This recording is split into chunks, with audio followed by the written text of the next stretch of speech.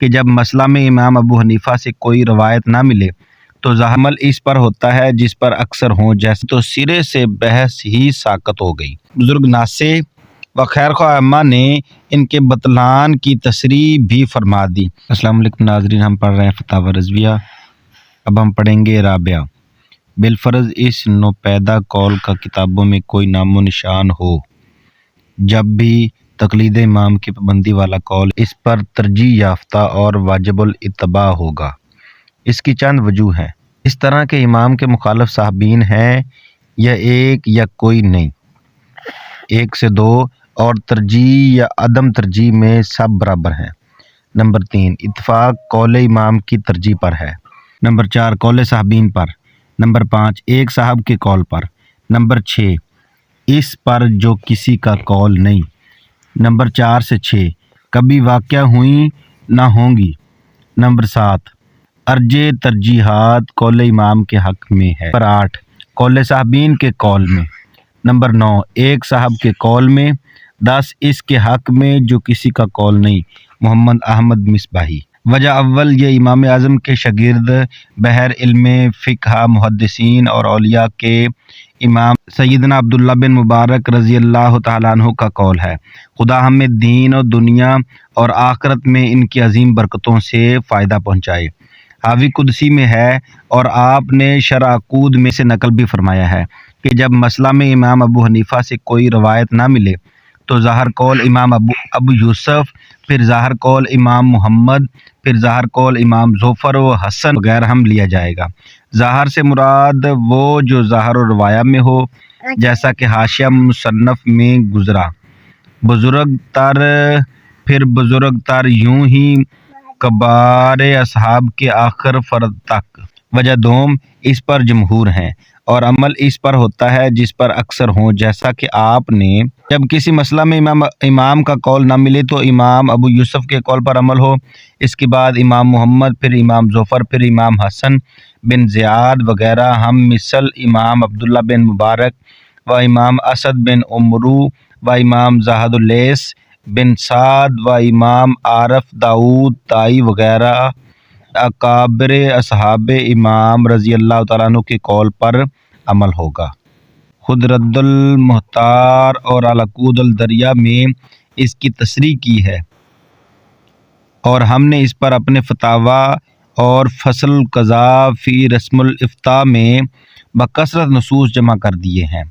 وجہ سوم، یہی وہ قول ہے جس پر تصحیحات کا توارد اور ترجیحات کا اتفاق ہے، تو اگر ترجیحات کا اتباع واجب ہے تو اس کا قائل ہونا بھی واجب کی امام کی تقلید ضروری ہے، اگرچہ صحابین مطلقاً ان کے مخالف ہوں، اور اگر اتباع ترجیحات واجب نہیں تو سرے سے بحث ہی ساقط ہو گئی، کیونکہ یہ سارا اختلاف ترجیحات کا اتباع واجب ہونا ہی کے بارے میں تھا۔ اس سے ظاہر ہوا کہ خود نزاع ہی نزاع کو ختم کر دیتا ہے، اس سے زیادہ عجیب بات کیا ہوگی۔ خامسہ، سید محقق ان لوگوں میں سے ہیں جن کا خیال یہ ہے کہ عامی کا کوئی مذہب نہیں اور وہ جس بات میں چاہے جس کی چاہے تقلید کر سکتا ہے۔ منہاۃ الخالق کی کتاب القضاء میں خود اس بحث کے تحت لکھتے ہیں، ہاں مؤلف نے جو ذکر کیا ہے اس قول کی بنیاد پر ظاہر ہے کہ جس نے مذہب امام کا التزام کر لیا اس کے لیے دوسرے کی تقلید جن باتوں پر وہ عمل کر چکا ہے ان کے علاوہ میں بھی جائز نہیں، اور تمہیں معلوم ہے کہ تحریر کے حوالے سے ہم لکھ آئے ہیں کہ یہ قول مختار کے برخلاف ہے۔ اقول، یہ اگرچہ ایک باطل و پامال قول تھا، بزرگ ناسے و خیرخواہ ائمہ نے ان کے بطلان کی تصریح بھی فرما دی اور اس کے ابطال کے لیے اولین و آخرین میں متعدد کتابیں تصنیف ہوئی ہیں۔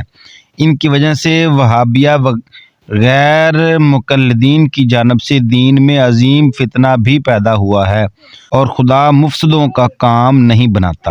عید شخصی واجب ہے اور یہ بات کہ جس مسئلہ میں جس مذہب پر چاہو عمل کرو باطل ہے۔ اکابر ائمہ نے اس کے باطل ہونے کی تصحیح فرمائی इसके सबब गैर मुकल्लद वहाबियों का दीन में एक बड़ा फितना पैदा हुआ। तर्जमा फ़ायदा जलीला। बाज़ उलमा बहस की जगह लिख तो गए हैं कि आदमी जिस कौल पर चाहे अमल करे, मगर ये बहस ही तक कहने की बात है।